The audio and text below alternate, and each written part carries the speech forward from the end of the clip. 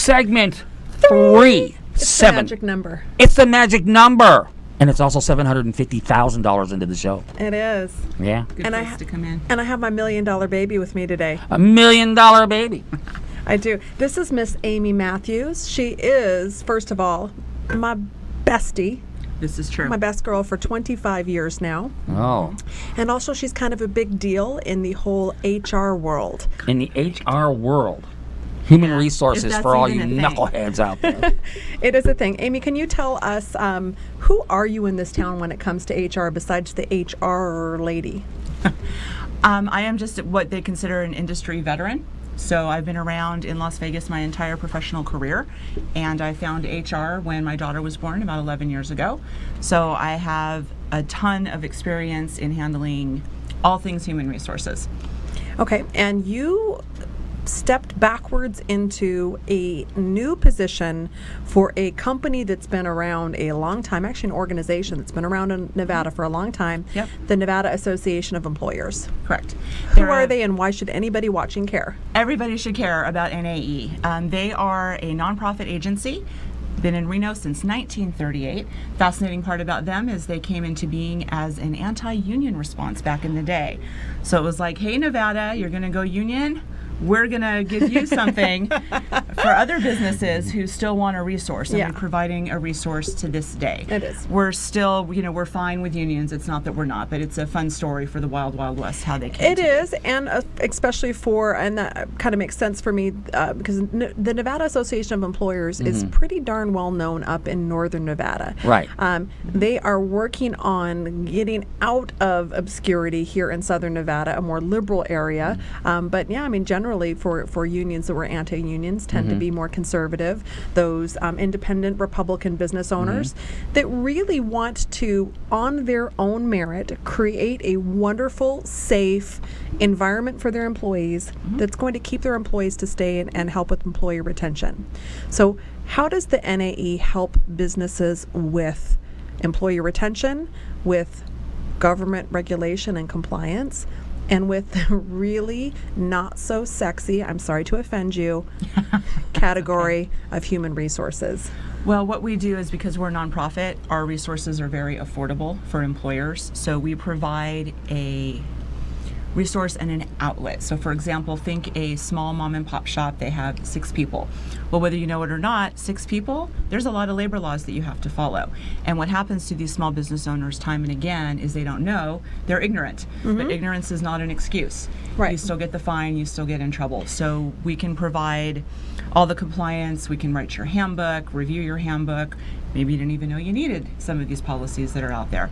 And then we also assist the larger companies that have an HR department. Maybe they have a huge HR department, but when you're in a big HR department, you don't have the time. So we have a new Pregnant Worker Fairness Act that just came out in Nevada. And a lot of people don't even know about it. They don't know how many employees they have to have in order to be compliant. It's 15. But if you call me, instead of having to search around for an hour and a half and figure out what it is you need to post and what you need to do, and I can just help you with that, save you the time. Okay, so this sounds like to me an area that a lot of businesses need, but like a lot of things that businesses need, like insurance, a good lawyer, whatever, a lot of us tend to not get what we need until after the fact and realize, oh, I really needed that insurance policy. Right. Oh, I really needed that lawyer to review my Right. contract, right? So so let's talk about that. What happens to businesses that, can you give me an example of learning the hard way? Yes, we just signed on a member, and I'll keep them anonymous. They had people on as independent contractors, which they weren't supposed to do. They dismissed one of them. They went to file for unemployment, Ooh. and the state never heard of them. So Oops. they came down hellfire and damnation on this business.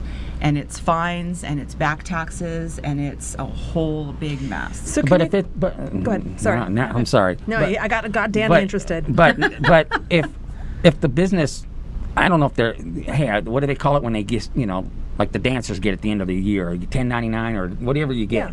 because you're an independent contractor, you're just like, well, this is what we paid you. Yeah. Go pay your taxes. There's rules about being independent contractors Okay. that we have to follow, and they're predicated by the IRS, and you really Okay. don't want to mess with them, but you need to know them. I would love if we ever had the time to talk to you about the dancer dilemma that they have here in town, where, you probably know all about that. I I do don't know if we have indeed. time for that, but, because all the dancers here in town are independent contractors, and, there was a lawsuit about that. And I don't know if we have time for that, but maybe we will on some other day. But go ahead. Absolutely. No, I think that's a good point. I mean, things that perk you up and make you pay attention. So the hellfire indemnification, can you give me an idea of a number on what does hellfire indemnification look like when it comes to paying a fine? $27,840 What is for that? a small business of 30 people. The business That's that the got fine. fined Oh, for okay. having independent contractors when they were supposed to. And if you don't know whether or not your independent contractor should be independent contractor, call Amy.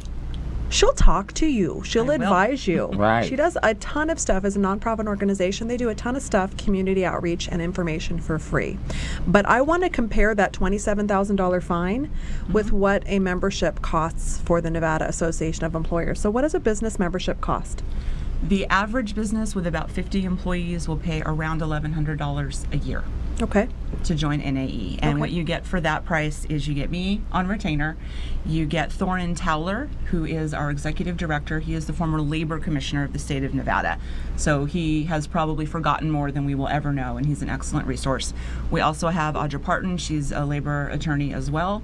Rob Parker, who's been the HR director up there for 20 years, and we have Gail, who is our member admin. You get all of us. Any questions, any situations. So you basically almost get an HR staff that you don't have to pay as independent contractors or employees or benefits or FICA Yeah. as a resource for you. So let's say so for example, Gene Woods race experience. How many employees does Gene Woods have here at the racetrack? About four people run this track. Okay. Yeah, I'd say 4, maybe Okay. 5. All right, so you have 4 or 5 employees. So let's hear it for like 4 or 5 employees. What do they get besides being able to sleep a little bit better at night, knowing that the labor board's not going to be coming down and fining them for a million different things? You talked about HR manuals and compliance. So what does Gene Woods get? Well, honestly, what they would get is, first of all, he has to care enough about his employees to provide the resource. So if he does, he knows that if any situation were to come up, he has a number to call, a person to talk to help him through the situation. What if one of his guys gets sick or his wife gets sick and he's got to be gone for months? Does he have to keep him or not? How would he know what's legal, what's not legal? How does he act and how is he safe? And those are things that we can help with. I think that's really important because in today's world, you just can't fire anybody anymore. I mean, you really have to document everything because, people get, they get their feathers ruffled if they go to labor boards and they just create a bunch of mess and trouble and maybe they just sucked at their job. I don't know, but, Well, the good news is if you suck at your job, you're allowed to be fired. I mean, it's better news for employers than you would think. I'm not sure that I would want to be a business owner with people in 2017, but, we wow, are... that's saying a lot. That's saying a lot. It's true. It's very ugly. There are, just this year alone, there's 3 new legislative initiatives that we have to watch for. If you have a handbook, it has to be updated. If you're not, you can get a fine just for not hanging the poster. It's ugly. And the government agencies are out there. They're looking for their money. This is how they survive. They go out and they give you fines. And sometimes it's $5,000 just because they walked in the door. So you walked in the door and there's not a poster hanging up. Yeah, $1,000 depending on which poster. Okay, so and I got to go back to saying I think that most employers, because I'm an independent sole proprietor now, but I've had businesses with up to 7 employees, and I had to make the switch with workers' compensation and going from independent contractor way back when. But especially small businesses, we look at our employees as our family. We want them to be our family that we like and want to have around us. So I think most employers are really looking to provide a great business culture. And this to me is a way that you can make sure that you do it and protect your business, but also create those paths for your employees to know, what the deal is. A lot of us employees are confused about, pot law changes that happen and whether or not we can still be on our another job. And popular one. there's a lot of things. So I think it's even a great opportunity to, I don't know if you do this or not, but to come into a business and have a sit down with the employees and have a question and answer session. Would you do that? We do that too. Okay, that would be All right. very cool. So NAE, how do we get a hold of you, Amy Matthews? You can call me 702-329-0664.